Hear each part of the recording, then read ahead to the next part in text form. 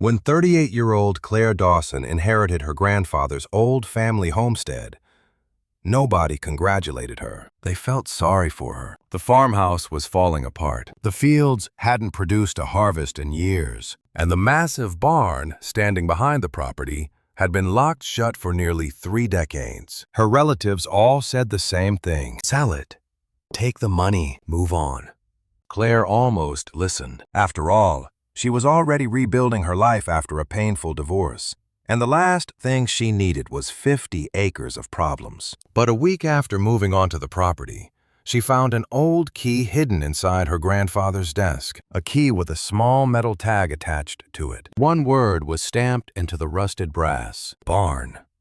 The next afternoon, she walked across the overgrown field, unlocked the massive wooden doors, and stepped inside. She expected to find broken equipment, forgotten tools, or decades of dust. Instead, she found hundreds of ledgers, boxes filled with letters, photographs dating back more than 60 years, and one strange number written over and over again in nearly every record: $86.52. At first, it seemed meaningless, just another number. But the deeper Claire dug into the secret hidden inside that old barn, the more she realized her grandfather had spent a lifetime documenting something extraordinary. A promise passed from one stranger to another, a chain of kindness that quietly transformed hundreds of lives. And somehow, he had been preparing her to discover it all. Before we begin, take a moment to subscribe to the channel if you enjoy stories about hidden family secrets, forgotten inheritances, second chances, and extraordinary legacies hidden inside ordinary lives. And while you're listening, let us know in the comments, where are you watching from today, and what time is it where you are right now? We'd love to hear from you. Now, let's open the barn doors and uncover the secret nobody in Claire's family ever knew existed. Claire Dawson stood at the edge of the gravel driveway and stared at the house everyone else in her family had rejected. The Dawson homestead sat beneath a gray afternoon sky, surrounded by 50 acres of neglected farmland that looked more tired than alive. Tall grass swallowed the fence lines. Weeds grew through cracks in the walkway. The white farmhouse had faded into a dull, weathered gray, and one upstairs shutter hung crookedly beside a window like it had simply given up years ago. Behind the house, beyond the overgrown field, stood the barn. It was enormous, dark, and silent, its double doors chained shut with a lock so old the metal had turned almost black. Claire had not seen the place since childhood, but even then it had felt different from ordinary farms. Her grandfather, Samuel Dawson, never treated the barn like a storage building. He treated it like a private world. No one went inside without him. No one asked too many questions. And after he got sick, the barn was locked and left untouched. At 38, Claire had not expected her life to lead her back here. 6 months earlier, she had been living in a neat suburban house with a husband, a shared bank account, and plans she thought were permanent. Then the marriage ended with shocking efficiency. A few signatures, a few cold conversations, a few boxes placed beside the garage door. Her ex-husband kept the house. Claire kept her car, some furniture, and the uncomfortable realization that she had spent years helping build a life that could be divided in less than an hour. When her grandfather died, she was still sleeping in a small rented apartment above a laundromat, listening to washing machines thump through the floor at night. The funeral had been small but tense. Most of the family hadn't visited Samuel often in his final years, but they arrived quickly once the will was mentioned. Claire's cousins whispered about acreage. Her uncle talked about taxes. Her aunt kept saying the word practical, as if repeating it enough times would make everyone behave. The attorney read the will in a paneled office that smelled of paper and old coffee. Small items were distributed first: tools, furniture, a watch, a savings account divided among the children. Then came the homestead. The house, barn, and surrounding acreage shall pass solely to my granddaughter, Claire Dawson. The room went silent, not with envy, with relief. Her cousin Mark actually exhaled. Uncle Robert rubbed his forehead and said, "Well, that's one problem solved." Claire looked at the attorney, certain she had misheard. "He left it to me?" The attorney nodded. Those were his instructions. Her aunt leaned across the table. "Claire, honey, you don't have to keep it. Nobody expects that." "It's too much land," Uncle Robert added. "Too much repair. Too much liability." Mark shrugged. "Developers might pay something for it if the zoning isn't impossible." No one spoke about memories. No one mentioned Samuel's orchard behind the house, the porch swing he built himself, or the afternoons when Claire sat beside him shelling peas while he told stories about the old days. They spoke about burdens, costs, disposal. That was how the homestead became hers, not as a treasure, as a problem nobody else wanted. Now, standing in front of it for the first time since the funeral, Claire understood why. The porch sagged near the left corner. The roof needed work. The windows were dusty and streaked. The air smelled faintly of damp wood, dry grass, and coming rain. She carried one suitcase, a box of groceries, and a folder of legal documents from the attorney. It felt absurdly small against the size of the place. The front door key stuck at first, then turned with a stubborn click. Inside, the house was quiet in a way that made her pause before stepping fully across the threshold. Dust lay across the furniture. Sheets covered chairs in the sitting room. The old grandfather clock in the hallway had stopped at 4:16. Claire remembered that clock ticking through every childhood visit, loud and steady like a second heartbeat in the house. Without it, the rooms seemed to be holding their breath.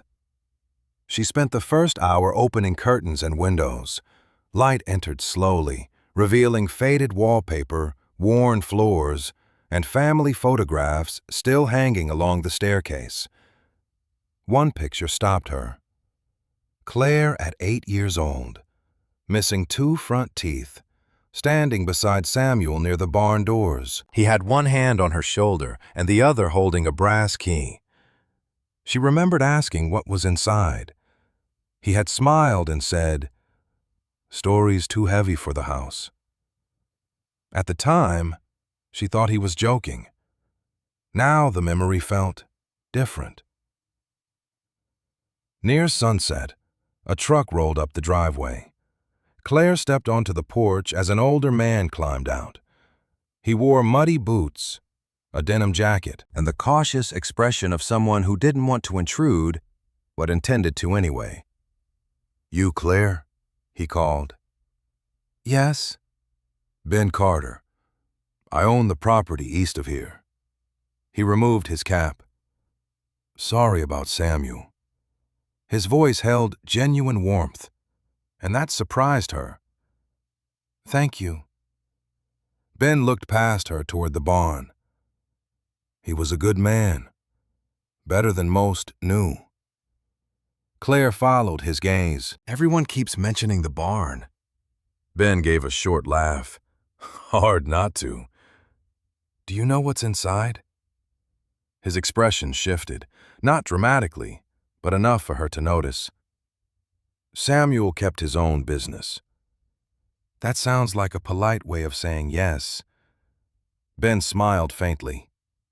"It means I know he spent more time in that barn than he did in the house." Before leaving, he handed her a paper bag of tomatoes from his garden. "You'll need food that didn't come from a gas station." Claire thanked him, oddly touched. After his truck disappeared down the drive, she stood alone on the porch again. The barn sat in the distance, its chained doors dark beneath the fading sky. She told herself she had enough problems without inventing mysteries. The house needed cleaning. The roof needed inspection. Her life needed rebuilding. But as evening settled across the old homestead, Claire couldn't stop thinking about the photograph on the staircase, Samuel's hand on her shoulder, the brass key. Stories too heavy for the house. Later that night, while unpacking groceries in the kitchen, Claire opened her grandfather's old desk looking for a flashlight. The drawers were mostly empty.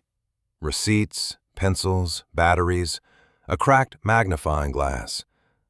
Then her fingers brushed against something cold, taped beneath the center drawer. She pulled it loose and stared. It was an old brass key attached to a rusted metal tag. One word had been stamped into it: barn. Claire held the brass key in her hand long after she found it. It wasn't large, but it felt heavier than it should have. The metal tag hanging from it was scratched and worn from years of use, yet the word stamped into its surface remained perfectly readable: barn. She turned it over several times beneath the kitchen light. Part of her wanted to walk outside immediately and unlock the doors. Another part reminded her it was nearly 10 o'clock. She had been awake since dawn, and opening a mysterious barn in the dark was probably the beginning of a horror movie. Not a good life decision. Still, she slept poorly. Every creak of the old farmhouse seemed to pull her thoughts back toward the structure standing beyond the field. Why hide the key? Why tape it beneath a desk drawer? And why had Samuel spent so much time there during the final years of his life? By sunrise, curiosity had become impossible to ignore. Claire carried a mug of coffee onto the back porch and looked across the property. Morning fog hovered low over the fields. Dew sparkled on the grass. The barn stood at the edge of the old orchard, dark and silent against the pale sky. Up close, it looked even larger than she remembered. Years of weather had faded the red paint to a dull, brownish color. Several boards needed replacing. Vines climbed one side. Yet despite its age, the structure remained remarkably solid. Samuel had clearly maintained it long after he stopped caring for most of the farm. That detail bothered her. People invest time in things that matter. The barn mattered. After breakfast, Claire spent several hours cleaning the house. She told herself it was practical. The truth was simpler. She was delaying. Every time she looked out a window, she saw the barn. Every time she passed the kitchen table, she saw the brass key. By early afternoon, she finally gave up pretending she wasn't going to open it. The walk across the field felt strangely significant. Wind moved gently through the tall grass. The orchard trees stood in uneven rows nearby, many no longer producing fruit. Birds scattered as she approached the barn doors. The heavy chain remained exactly as she remembered from childhood. Rust coated most of the links. The lock looked ancient. Claire slid the key into the keyhole. It fit perfectly. Her heartbeat quickened. For a moment, she simply stood there with one hand on the lock. Then she turned the key. The mechanism clicked immediately. No resistance, no struggle. Samuel must have maintained the lock right until the end. Slowly, Claire removed the chain and pulled open one of the massive wooden doors. Dust swirled through the sunlight. The smell of old wood, paper, and dry hay drifted into the afternoon air. She stepped inside and stopped. Confusion replaced curiosity almost instantly. This wasn't a barn, or at least, it wasn't functioning as one anymore. There were no tractors, no farm equipment, no storage bins full of seed, no stacks of hay. Instead, the interior looked more like an enormous library. Shelves lined nearly every wall. Filing cabinets occupied entire sections of the building. Wooden crates were stacked in neat rows. Tables held boxes filled with folders, notebooks, and photographs. Everything appeared meticulously organized. Claire blinked several times. "What on earth were you doing out here, Grandpa?" she whispered. Sunlight streamed through high windows, illuminating thousands of documents. Some shelves carried handwritten labels. Others displayed dates stretching back decades. The sheer volume of material stunned her. This wasn't a hobby. This was a life's work. She spent the next hour exploring without opening anything. The scale alone required time to absorb. Every section appeared categorized, every box carefully placed. It felt less like storage and more like an archive. Then she noticed a familiar name written on one of the labels. Ruth Miller. Claire immediately recognized it. Ruth lived less than 10 miles away. She had been one of Samuel's closest friends for years. Curious, Claire pulled the box from the shelf. Inside were folders, photographs, letters, newspaper clippings. The contents appeared to document events from Ruth's life over nearly 30 years. Claire frowned. Why would her grandfather keep records about other people? She returned the box and moved deeper into the barn. More names appeared. Ben Carter, Helen Brooks, Frank Ellis, teachers, farmers, nurses, business owners, hundreds of people. Some she recognized. Most she didn't. Yet all of them seemed connected somehow. Then she spotted a small wooden desk near the center of the barn. Unlike everything else, it appeared recently used. A lamp sat beside an open ledger. Several pens rested neatly in a holder. The chair looked as though someone had stood up only moments earlier. Claire approached slowly. The ledger lay open to a page filled with names and dates. At first glance, it resembled bookkeeping records. Then she noticed something unusual. The same number appeared repeatedly throughout the page. $86.52. Again, and again, and again. Her pulse quickened. She turned back several pages. The number appeared there too. Then several pages before that. Every few entries, the same amount surfaced. $86.52. Always written carefully, always underlined. Claire sat down in Samuel's chair and examined the ledger more closely. Some entries included names. Others included short notes. A few contained nothing except dates and the familiar number. None of it made sense. Yet she could already feel the shape of a mystery forming beneath the surface. Then she noticed something tucked between the pages. A faded photograph. Carefully removing it, she stared at the image. It showed a much younger Samuel standing beside a woman she immediately recognized. Ruth Miller. Both were smiling. Both looked decades younger. On the back, Samuel had written a short note in blue ink. The first one who kept the promise.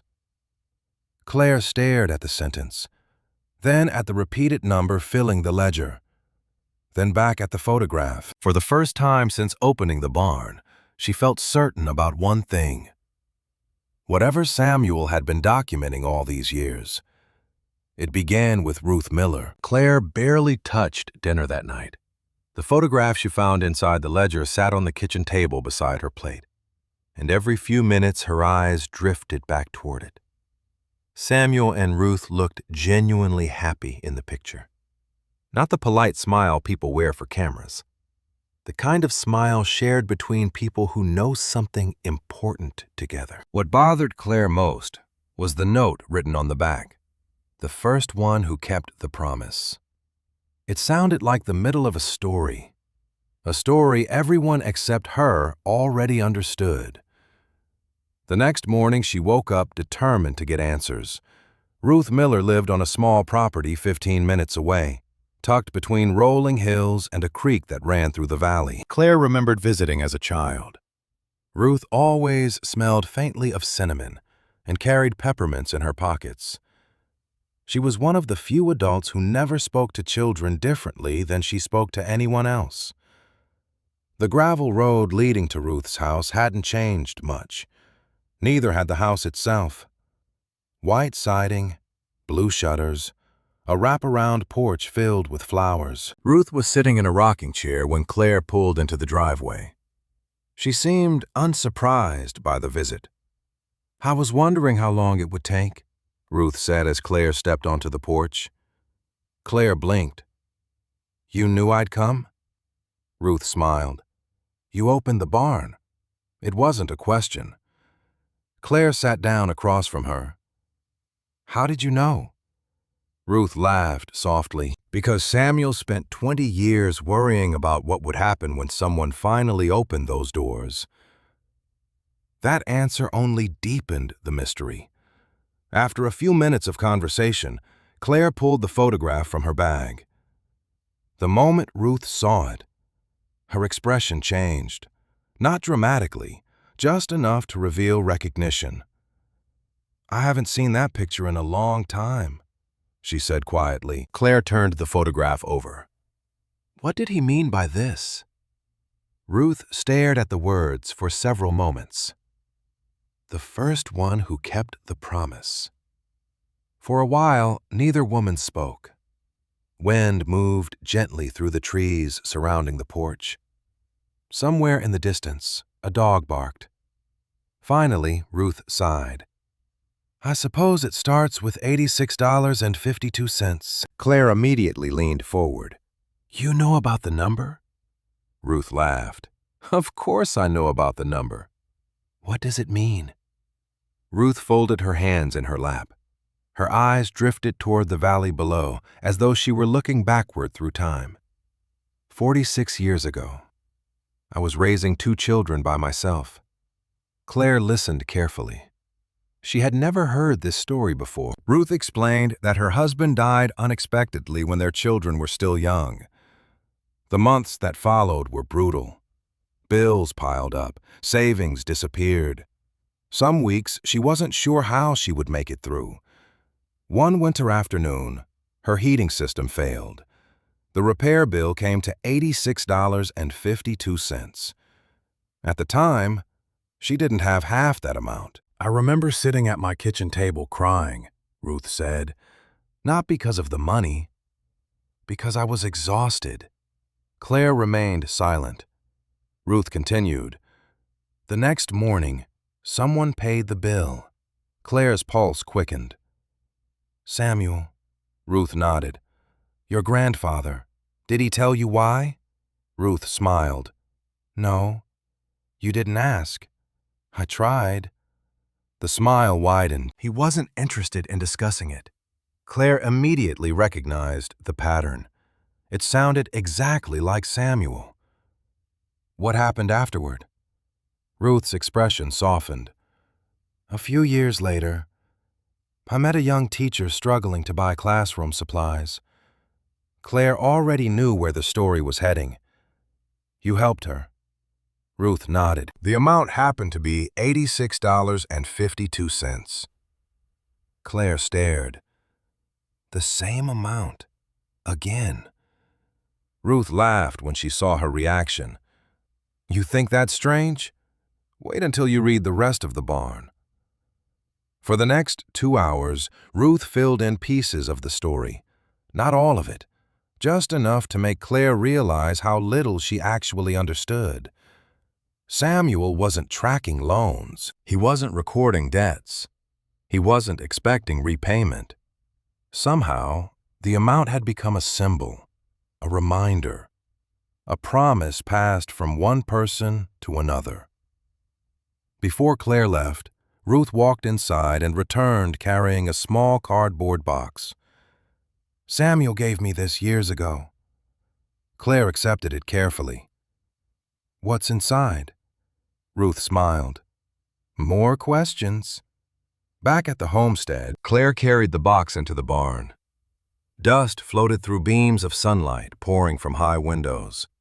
The place felt different now, less like storage, more like a puzzle waiting to be assembled. Inside the box sat dozens of letters tied together with faded blue ribbon. Most were handwritten. Some looked decades old. Others were relatively recent. Claire selected one at random and unfolded it. The letter thanked someone for helping during a difficult period. No names, no details, just gratitude. Then she noticed the amount mentioned near the bottom, $86.52. She opened another letter. Same number. Another. Same number again. Her heartbeat quickened. The pattern continued through every letter in the box.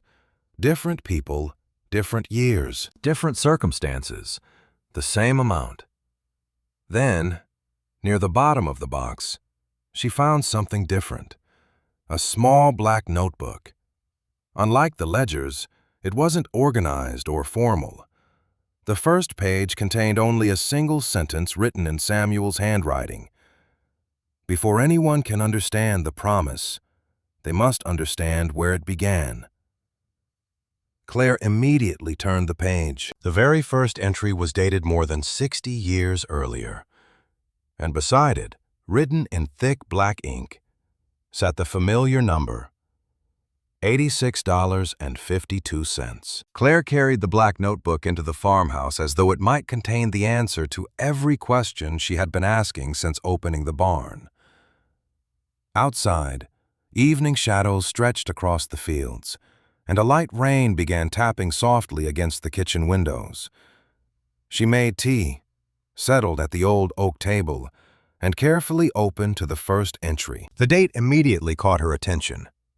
It was more than 60 years old, long before her grandfather owned the homestead, long before he married, long before anyone in the family remembered him as the quiet farmer who spent most of his time in a locked barn.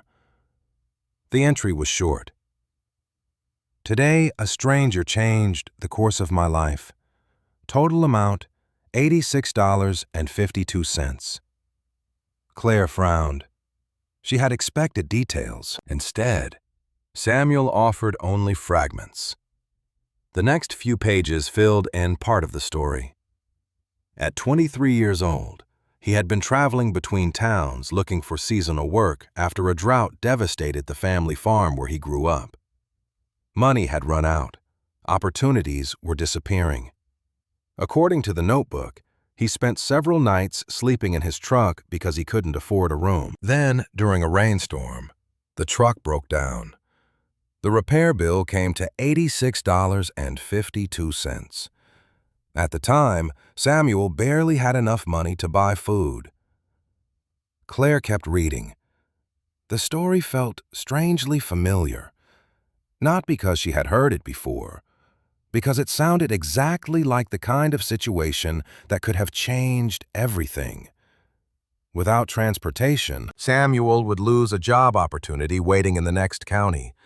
Without work, he would have no way to rebuild his life. The notebook described fear more honestly than anything she had ever read from him. "I spent 3 hours pretending I had a plan," one entry read. "The truth is, I had none." Claire smiled sadly for the first time. Her grandfather felt less like a legend and more like a real person.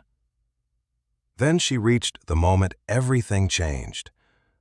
The mechanic handed Samuel an invoice stamped, "Paid." Samuel assumed a mistake had been made.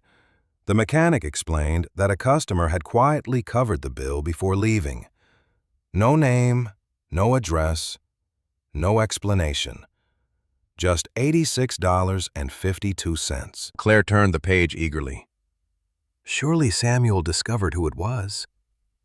Instead, the next several entries described failed attempts to find the stranger. Questions led nowhere. Leads disappeared. Nobody remembered much. Eventually, Samuel accepted that he would probably never know. Yet before leaving the repair shop, the stranger apparently left a message. "When you can, do the same for somebody else." Claire stared at the sentence. The words felt simple, almost ordinary. Yet somehow they had echoed across 6 decades.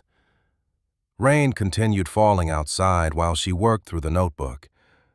As the years passed, Samuel's entries changed. Less focus on finding the stranger, more focus on keeping the promise.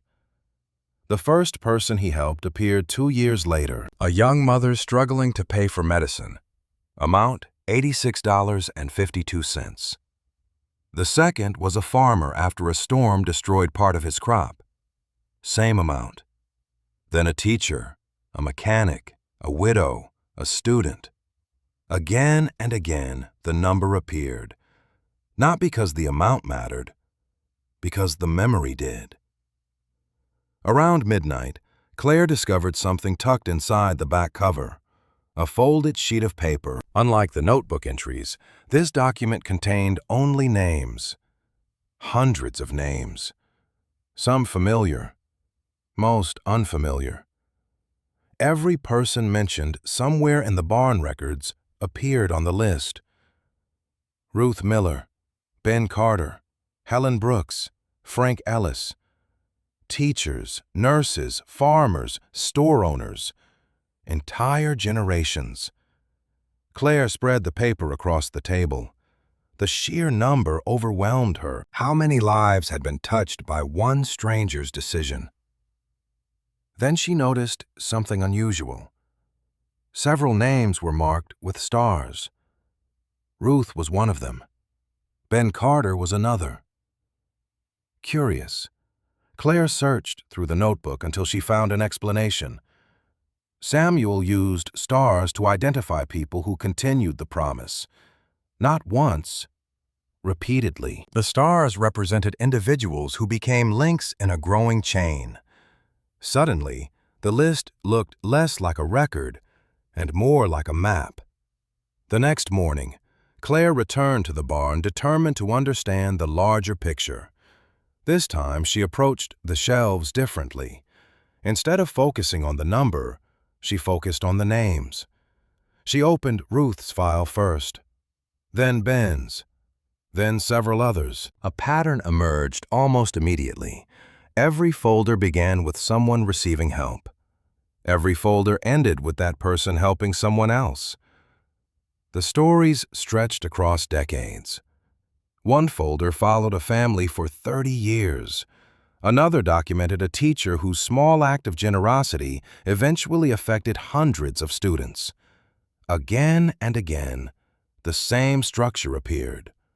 One action, then another, then another. By afternoon, Claire realized the barn wasn't storing records. It was storing consequences.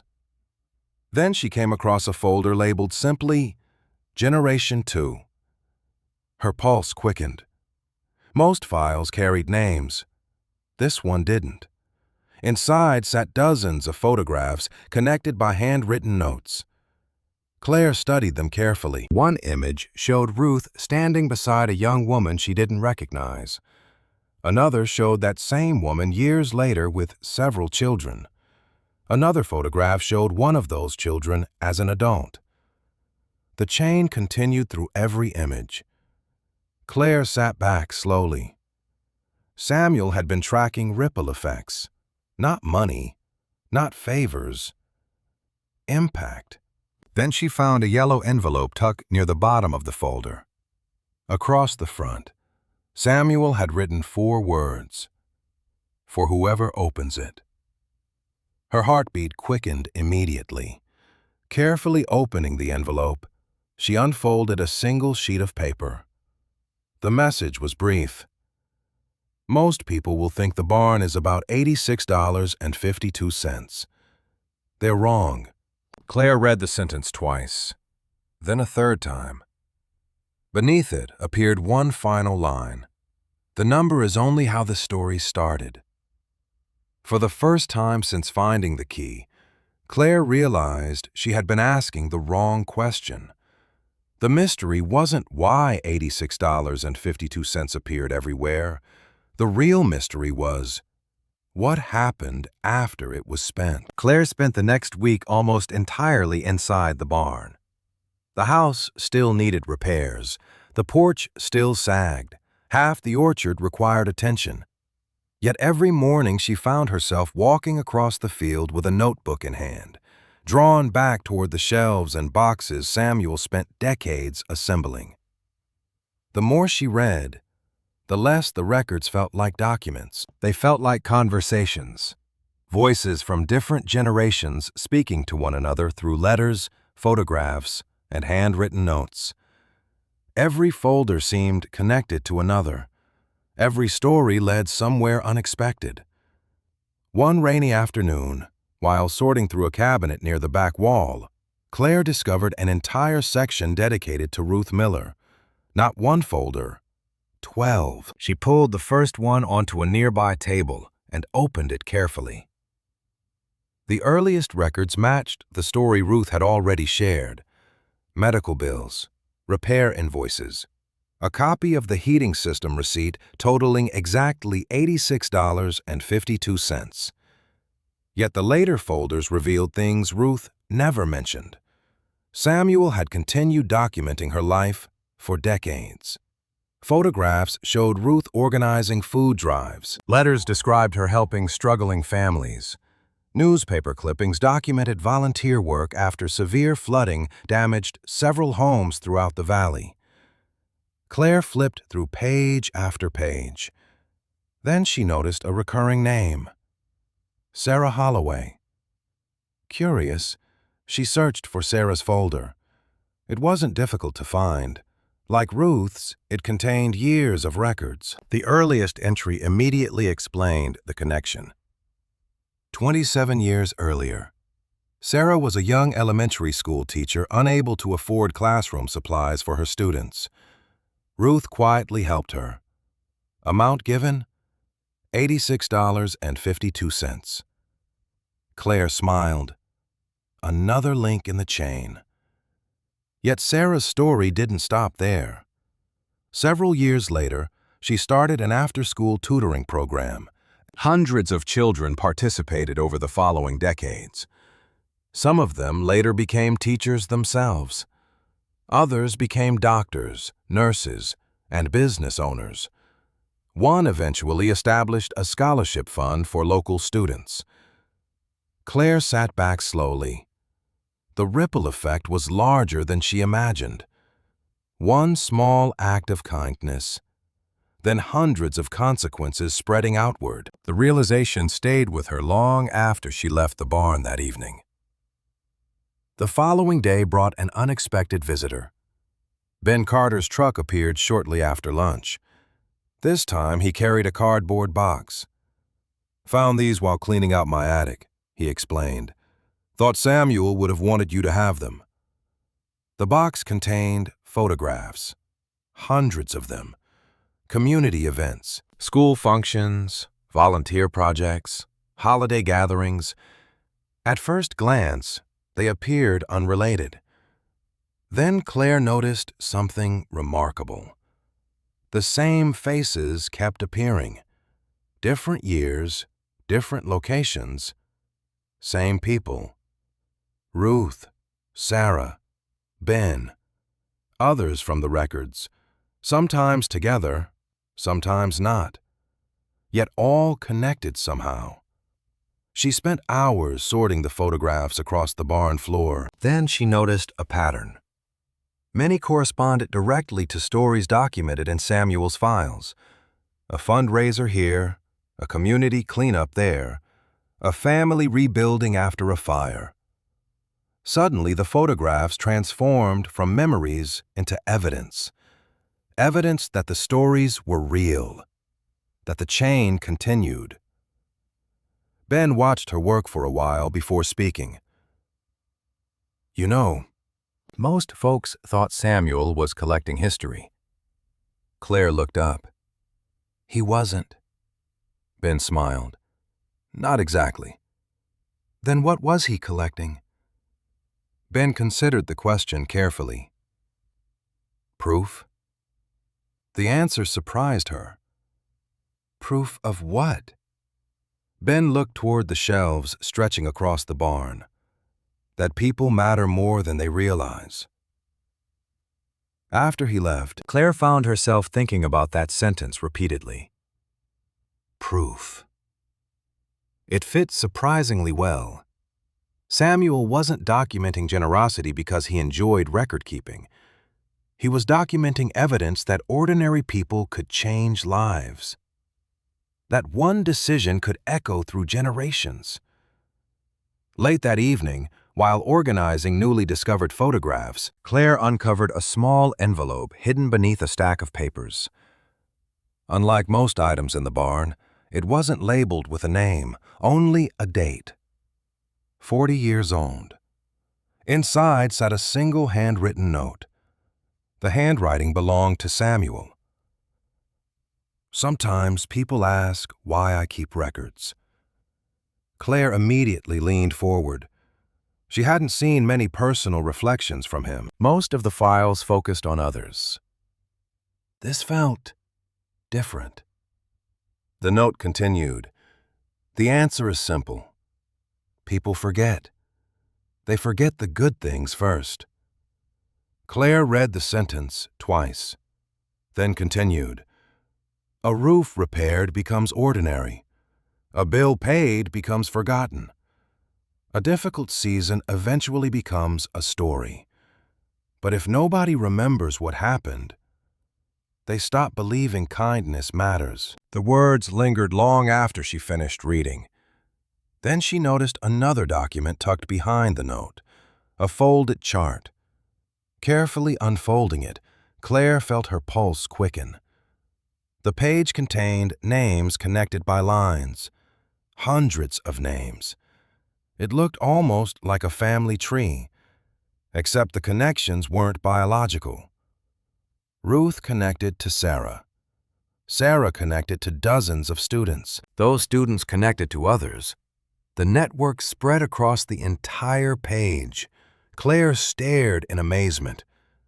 Samuel had mapped the chain. Not completely. No one could, but enough to reveal its scale. Near the center sat a small circle. Inside it was written a single number, $86.52. Around it spread hundreds of lives. Claire suddenly understood something important. The number wasn't the story. It was simply the first domino, the first spark, the first ripple in a pond that never stopped expanding. Then her eyes landed on a note written near the bottom corner of the chart, a note she had never seen before. 4 simple words. Ruth knows the beginning. Claire stared at the sentence. Ruth had already told her how Samuel helped her. But if Samuel wrote this note, he must have meant something else. Something older. Something closer to the origin. For the first time, Claire realized there might be another chapter to the story. One even Ruth hadn't shared yet. And if Samuel left that clue intentionally, he wanted her to find it. Claire drove to Ruth Miller's house the next morning, carrying more questions than answers. The note she found in Samuel's chart had kept her awake most of the night. Ruth knows the beginning, not the promise, not the chain. The beginning. The distinction mattered.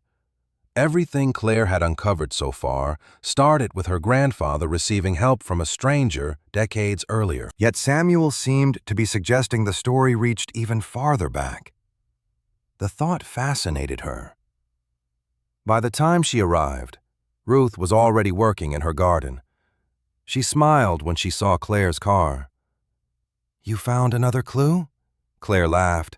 "Is it really that obvious?" You've got the same expression Samuel used to get whenever he thought he was close to an answer. Ruth brushed dirt from her hands and motioned toward the porch. Come on, tell me what you found. A few minutes later, Claire placed the chart on the table between them. Ruth studied it quietly. When she reached the note in the corner, her smile faded into something more thoughtful. I wondered if he'd leave that behind. Claire immediately leaned forward. Then you do know what it means. Ruth nodded slowly. Some of it. The answer frustrated Claire. Everyone connected to Samuel seemed to possess pieces of the story rather than the whole thing. Ruth, I know. Ruth laughed softly. You're tired of partial answers. A little. For several moments, Ruth stared toward the valley beyond her property. Then she said something Claire never expected. Your grandfather lied to me once. Claire blinked. Samuel. Ruth nodded. Only once, and it was for a good reason. That statement alone captured Claire's attention completely. Ruth explained that years after Samuel helped her, she became curious about where the promise began. Much like Claire, she assumed the stranger in the repair shop was the origin of the story. Samuel encouraged that belief for a long time. Then, nearly 20 years later, he finally admitted the truth. The stranger wasn't the beginning either. Claire sat perfectly still. What do you mean? Ruth smiled. The stranger inherited the promise too. The words landed like a stone dropped into still water. Suddenly, the entire story expanded. The chain wasn't 60 years old. It could be 100 years old. 200. Nobody knew. Samuel eventually discovered evidence suggesting the stranger who helped him had received help from someone else years earlier. Just like Ruth. Just like Sarah. Just like everyone else. Did he find proof? Claire asked. Ruth nodded. A little. Then she stood and disappeared inside the house. When she returned, she carried a small wooden box. The sight immediately reminded Claire of the containers scattered throughout the barn. Ruth placed it gently on the table. Samuel left this with me 12 years ago. Claire's heartbeat quickened. What's inside? The reason he stopped searching. Carefully opening the lid, Claire found several old letters bound together with string. Beneath them sat a faded photograph. The image showed 3 men standing outside what appeared to be a train station. One was Samuel as a young man. Another matched a photograph she had already seen of the mysterious stranger who paid the repair bill. The third man was completely unfamiliar. On the back, Samuel had written a short note. The man before the man. Claire stared at the words. Who is he? Ruth shook her head. Nobody knows. The answer somehow made the story even more powerful. Claire spent the next hour reading the letters. Most were written by Samuel during his attempts to trace the origins of the promise. Every lead eventually pointed toward another person, then another, then another. The farther back he went, the harder the trail became to follow. Records disappeared. Witnesses died. Details faded. Yet one pattern remained consistent. Someone received help during a difficult moment. Years later, they helped someone else. The chain repeated endlessly. Then Claire discovered a letter written by Samuel only 3 years before his death. The paper looked newer than the others. The handwriting was steady, confident, unlike his earlier notes. There was no frustration, no searching, no unanswered questions. Instead, Samuel seemed at peace. One paragraph immediately captured her attention. For years, I thought I was documenting a story. Eventually, I realized I was documenting human nature at its best. Claire read the sentence twice, then a third time. The letter continued. Samuel explained that he stopped trying to identify the true beginning because it no longer mattered. Every time he discovered another link, another existed before it. The chain stretched beyond memory, beyond records, beyond history itself. People keep asking who started the promise, he wrote. They're asking the wrong question. Claire felt a chill run through her. Beneath the sentence, Samuel had written what appeared to be his final conclusion.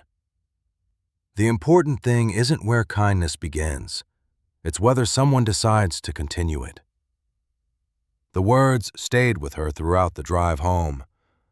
Back at the homestead, she walked directly to the barn. For the first time, she wasn't looking for a mystery. She was looking for understanding. As afternoon sunlight poured through the high windows, she examined the shelves with new eyes. The records suddenly felt different. Less like evidence, more like a conversation stretching across generations. Then, while reorganizing several boxes near the rear wall, she noticed something she had somehow overlooked before. A locked cabinet built directly into the barn's structure. Unlike the shelves surrounding it, the cabinet appeared older. Much older. The wood had darkened with age. The brass hinges looked original. Most importantly, a small label sat beneath the lock. Handwritten in Samuel's unmistakable script were 4 simple words. When you're ready. Claire's pulse quickened immediately, because after everything she had learned, she was beginning to suspect the barn still held its biggest secret. Claire stood in front of the locked cabinet for nearly a full minute before touching it. The words written beneath the brass lock seemed unusually personal. When you're ready. It sounded less like a clue and more like a message. A message Samuel expected someone specific to read. Someone he trusted. Somehow, after everything she had already discovered, the cabinet felt different from the journals, ledgers, and boxes scattered throughout the barn. Those were records. This felt intentional. She searched the surrounding shelves for a key but found nothing. Eventually, she returned to the farmhouse and checked the old desk where she discovered the barn key weeks earlier.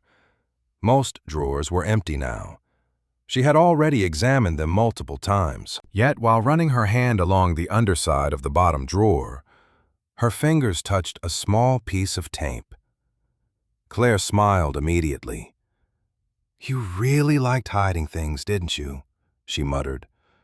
A tiny brass key had been secured beneath the wood, smaller than the barn key, older too. 20 minutes later, she stood in front of the cabinet again. The key slid into the lock smoothly. One turn, a soft click, then silence.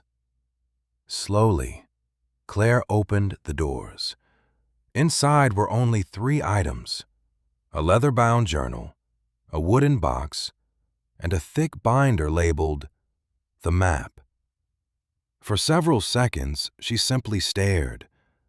After all the mystery surrounding the cabinet, the contents seemed surprisingly simple. Then she opened the binder. Her breath caught immediately. The pages contained an enormous network of names connected by hand-drawn lines. Hundreds of names. Perhaps thousands. Every person from the barn records appeared somewhere within the web. Teachers connected to students, farmers connected to families, volunteers connected to neighbors. The diagram spread across dozens of pages. Samuel had spent years mapping relationships between acts of kindness and the lives they influenced. Claire sat down at the desk in the center of the barn and carefully turned page after page. The scale was staggering. What began with one stranger helping a young Samuel had expanded far beyond anything she imagined. Some chains stretched across 3 generations. Others crossed entire counties. One woman helped a neighbor pay for nursing school. Years later, that nurse treated hundreds of patients. One of those patients later established a scholarship fund. Students supported by the scholarship eventually became teachers, business owners, and volunteers. The ripple effects multiplied endlessly. Then Claire noticed something remarkable. Samuel wasn't trying to calculate value. There were no totals, no balances, no measurements of money. He tracked influence, human impact. Hope passed from one person to another. Suddenly, she understood why Ben called the barn proof. That was exactly what it was. Proof that ordinary people mattered. Proof that small actions survived longer than anyone expected. While examining the map, Claire noticed several names circled in red ink. Ruth Miller, Ben Carter, Sarah Holloway. Others appeared as well. Beside each circle, Samuel had written the same phrase: anchor points. Curious. Claire opened the leather journal. The first pages explained everything. Samuel believed every community contained certain people who quietly held others together, people who noticed when someone struggled, people who checked on neighbors, people who solved problems before they became crises. They rarely received recognition. Most never considered themselves important, yet entire communities depended on them. Ruth was one. Ben was another. Sarah too. Samuel spent years documenting their influence, not because they were extraordinary, because they were dependable. The realization struck Claire unexpectedly. Every story inside the barn centered on ordinary people doing small things consistently. Nobody became wealthy. Nobody became famous. Yet lives changed. Futures changed. Entire families changed. She continued reading until late afternoon. Then she reached a section titled Future Keepers. Her pulse quickened immediately. Unlike the rest of the journal, this section focused on younger generations. Samuel had apparently spent years identifying people he believed would continue the promise long after he was gone. Teachers, students, volunteers, community leaders. Some names she recognized. Most she didn't. Then she froze. Halfway down one page sat her own name, Claire Dawson. For several moments, she couldn't move. The entry stretched across multiple pages. Samuel had been writing observations about her for nearly 15 years, not constantly, just occasional notes, moments he considered significant. Helping organize meals after a neighbor's surgery, visiting an elderly resident after a storm, spending weekends mentoring local children while she was still in college. Tiny moments Claire barely remembered. Yet Samuel had noticed them all. Her throat tightened as she read. She listens before speaking. She notices loneliness. She values people more than appearances. Then she reached the final entry, written only 6 months before his death. She still doesn't know it yet, but she understands the promise better than most. Claire lowered the journal slowly. Tears filled her eyes before she realized they were there. Throughout her divorce, she felt like she had failed. Failed at marriage. Failed at building the future she expected. Meanwhile, her grandfather had been seeing something entirely different. Not failure. Character. She sat quietly for a long time before opening the wooden box. Inside rested dozens of index cards. Each carried a name. Each represented a person connected to the promise. On the very top sat a card unlike the others. It contained only 6 words written in Samuel's familiar handwriting. The barn was never the inheritance. Claire stared at the sentence, then looked around the massive building. The records, the photographs, the maps, the journals. Everything suddenly felt like it was leading toward a larger truth. The barn wasn't the gift. The land wasn't the gift. Even the stories weren't the gift. Whatever Samuel truly intended to leave behind, she still hadn't fully discovered it. Then she noticed something hidden beneath the stack of cards, a sealed envelope addressed directly to her. And for the first time since opening the barn doors, Claire felt certain she was finally approaching the heart of the mystery. Claire carried the envelope into the farmhouse before opening it. Somehow, after everything she had discovered inside the barn, it felt wrong to read Samuel's final message surrounded by shelves of records. The barn already held enough voices from the past. This letter felt personal. The evening sun filtered through the kitchen windows as she sat at the old table where her grandfather once drank coffee every morning. For several moments, she simply stared at the envelope. Her name appeared in Samuel's handwriting, not formal, not legal, just Claire. The sight alone made her chest tighten. Slowly, she broke the seal and unfolded the letter inside. The first sentence stopped her immediately. If you've reached this letter, you've already figured out that the barn was never about the money. Claire smiled despite herself. That sounded exactly like him. She continued reading. Samuel explained that most people who heard about the records assumed he was documenting generosity. Others thought he was tracking debts or favors. A few believed he was preserving family history. According to Samuel, all of them missed the point. The barn was never built to remember what people received, he wrote. It was built to remember what people became. Claire lowered the letter for a moment. The sentence echoed everything she had been discovering. The files weren't about financial help. They were about transformation, the way a single act of kindness could alter someone's path, the way one person could influence dozens of others without ever knowing it. She continued reading.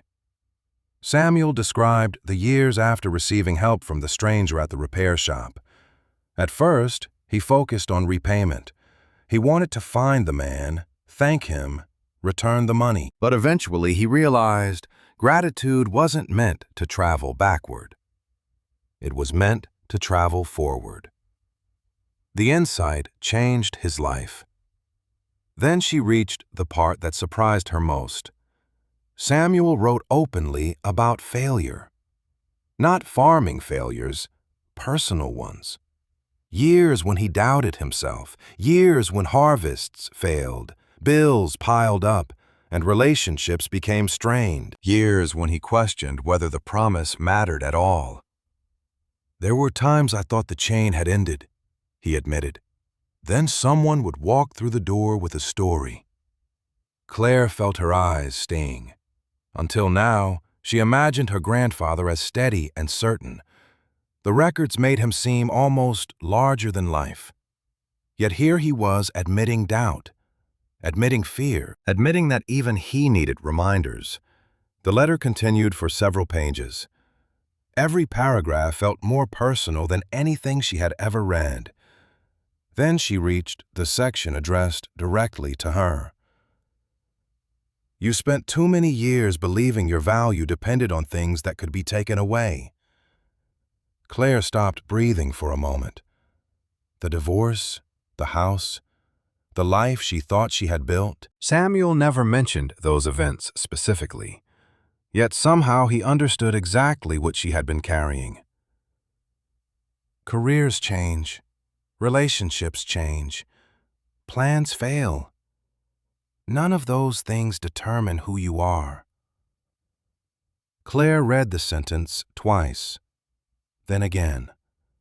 Samuel described watching her grow up. He remembered the way she noticed people who felt left out, the way she remembered details about others long after everyone else forgot, the way she measured success differently, even when she tried to convince herself otherwise. Then came the sentence that made tears finally spill down her cheeks. "I didn't leave you the homestead because nobody else wanted it. I left it to you because you were the only one who would understand it." Claire sat quietly while the evening light faded around her. For years, she had viewed the inheritance as an accident, a burden passed to the family member with the fewest objections. Now she realized Samuel had made the decision deliberately. Years ago, long before his death, long before her marriage ended, long before she moved back to the property, near the end of the letter, Samuel revealed one final truth. The barn wasn't his greatest accomplishment. Neither were the records, nor the maps, nor the stories. Those were only evidence.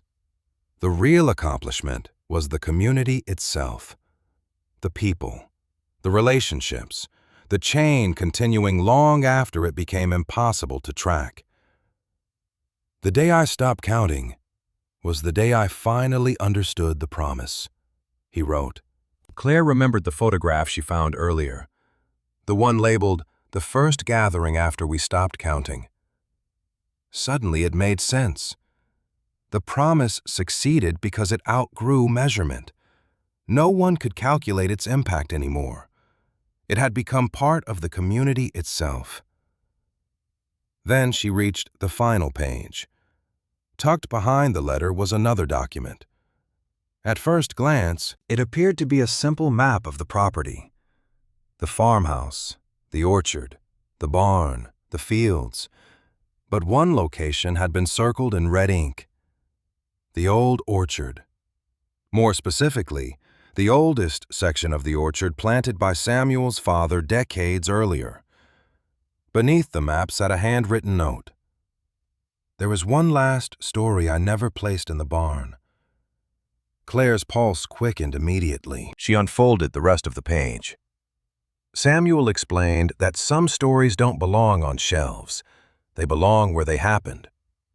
The circled location marked a specific tree near the center of the orchard. According to the note, something had been hidden there many years ago, something connected to the stranger who started everything. Claire stared at the map. The sun had almost disappeared now. Shadows stretched across the fields outside. Logic suggested waiting until morning, but curiosity had carried her this far. 20 minutes later, flashlight in hand, she found herself walking through the orchard beneath a sky filled with stars. The trees stood silent around her. Many no longer produced fruit, yet they remained rooted firmly in place. The map led her toward the oldest row. Finally, she reached the marked tree. At its base sat a flat stone unlike the others nearby. Her heartbeat quickened.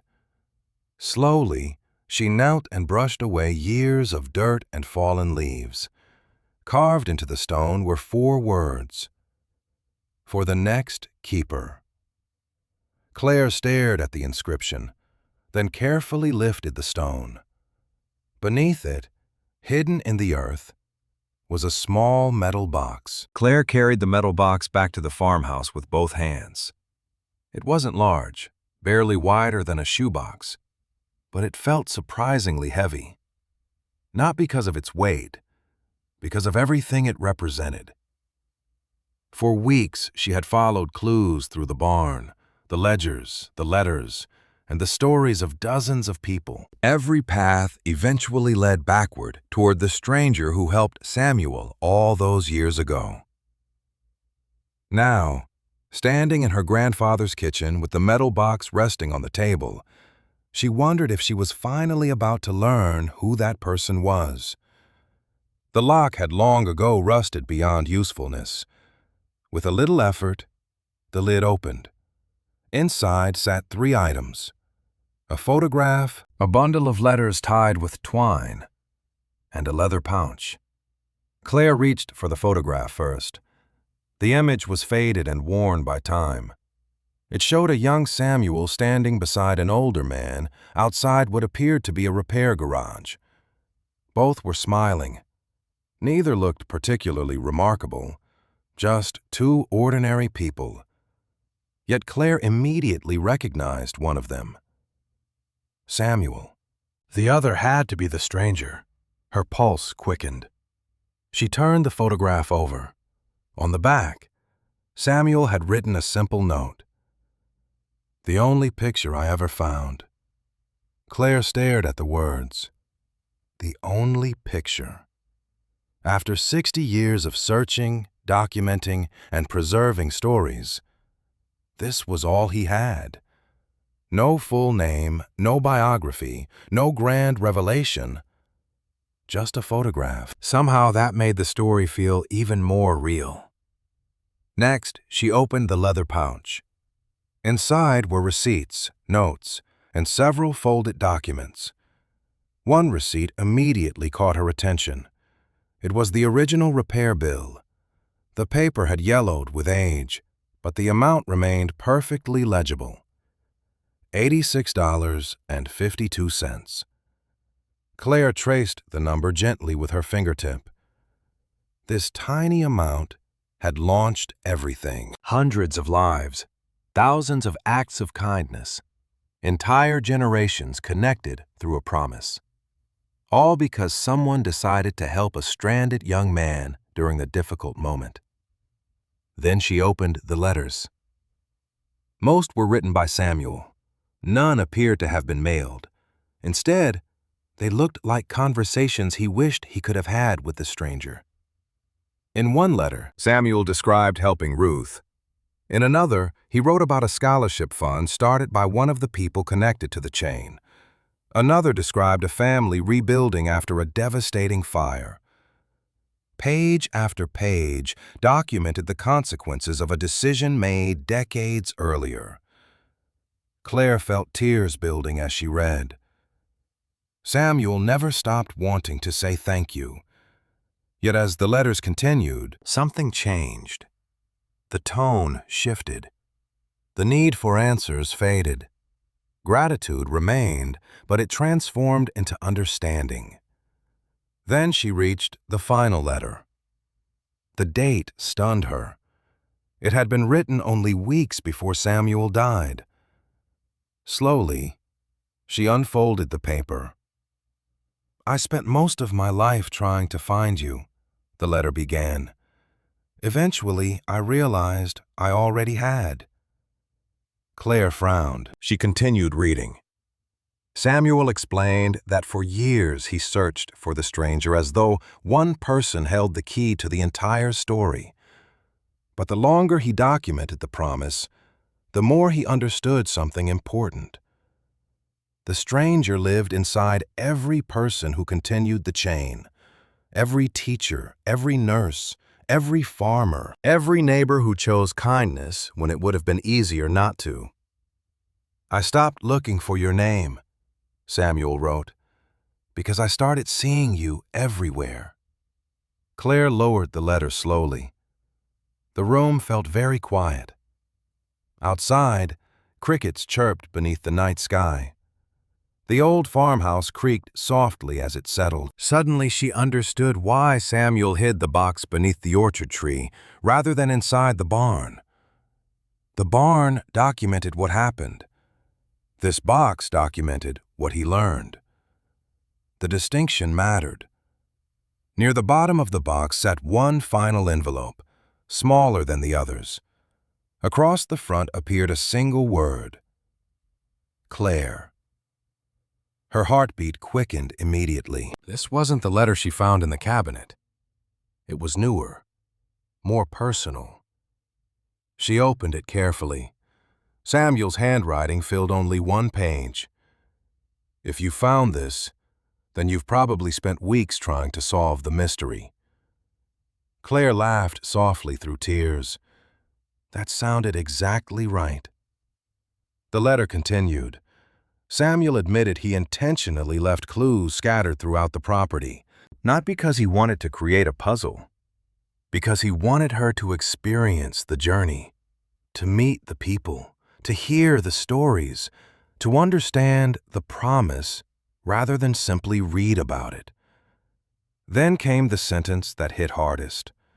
You arrived here believing you inherited land. Claire swallowed. What you actually inherited is belonging. The words seemed to settle into the room around her. Throughout the past year, Claire had lost so much. Her marriage, her plans, the future she thought she was building. Yet during the weeks spent exploring the barn, she gained something unexpected: connection, community, purpose. The realization felt almost overwhelming.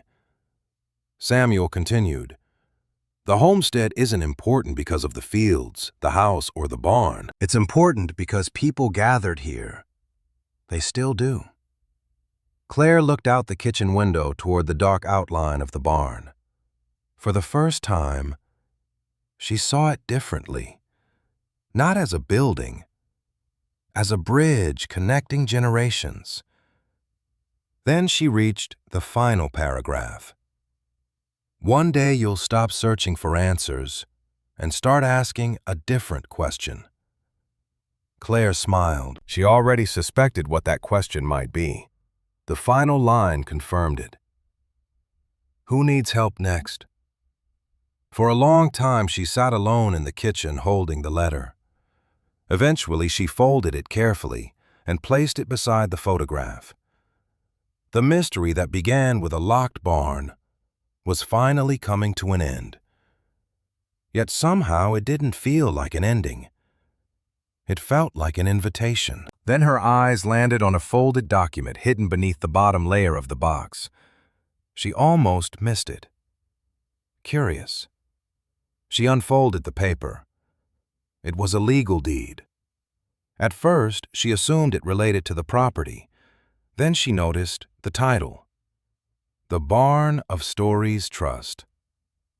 Claire stared at the document in disbelief, because for the first time, she realized Samuel hadn't simply left her an inheritance. He had left her a responsibility. The first community gathering took place 6 months later. Claire almost canceled it 3 times. The barn still needed repairs.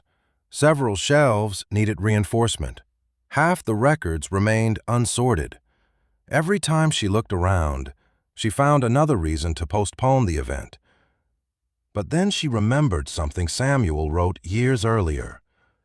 People gather before things are perfect, not after. So on a warm Saturday afternoon in early autumn, she opened the barn doors and invited anyone who wanted to come. She expected 20 people. Maybe 30.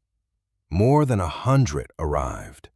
Families, farmers, teachers, retirees, students, people whose names appeared throughout Samuel's records. Others who had never heard of the promise until recently.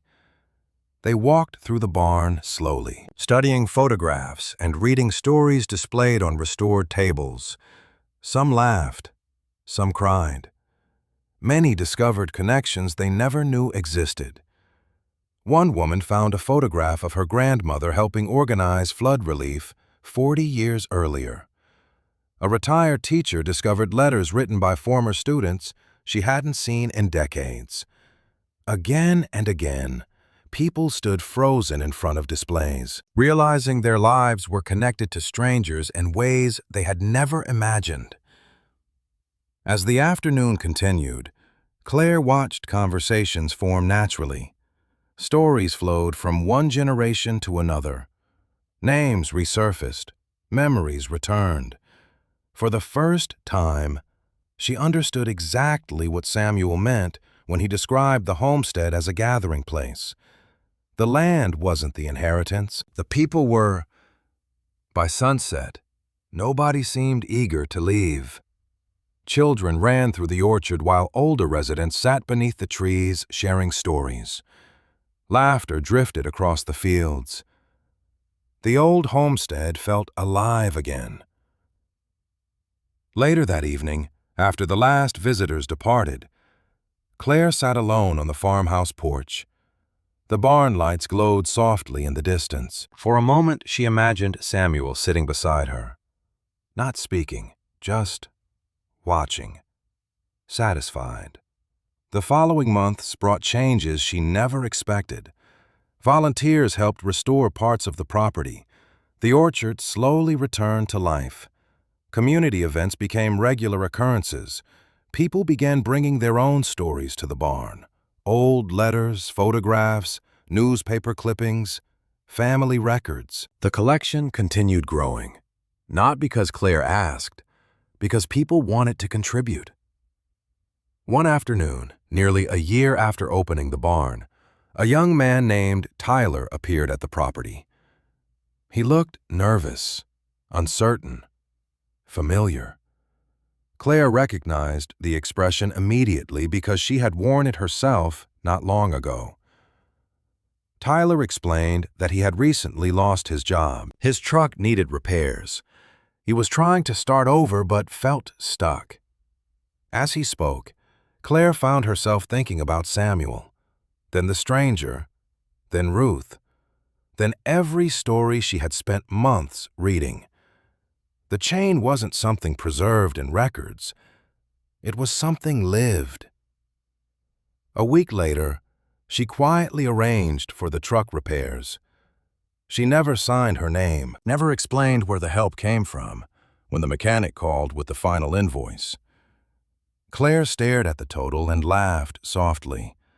$86.52. The same number, the same beginning, the same reminder. That evening, she returned to the barn after everyone had gone home. The building felt different now, warmer somehow. The shelves remained filled with records, but they no longer felt like relics. They felt alive, ongoing. On Samuel's old desk sat a blank ledger she had purchased months earlier. Until now, she hadn't known exactly what to do with it. Slowly, she sat down and opened to the first page. The paper was crisp and untouched. For several moments, she simply stared at it. Then she picked up a pen. At the top of the page, she wrote the date. Beneath it, she carefully wrote $86.52. She paused, smiled, then added two more words. Promise continued. Outside, wind moved gently through the orchard. The same orchard where Samuel hid the metal box. The same fields where generations of families had gathered. The same property nobody in the family wanted. Claire closed the ledger and looked around the barn one final time before turning off the lights. The records on the shelves told thousands of stories. Yet the most important lesson hidden among them was surprisingly simple. One act of kindness rarely ends where it begins. It travels. It changes hands. It grows in ways nobody can predict. The stranger who helped Samuel never saw the barn, never met Ruth Miller, never knew Claire Dawson existed.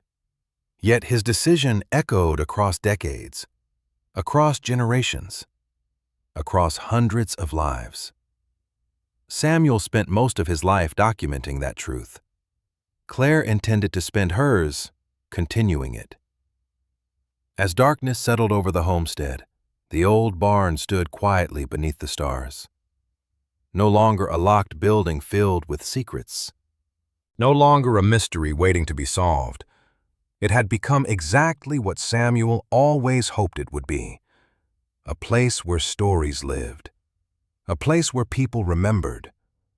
And a place where one small act of kindness could begin again. Over and over. Long after the people who started it were gone.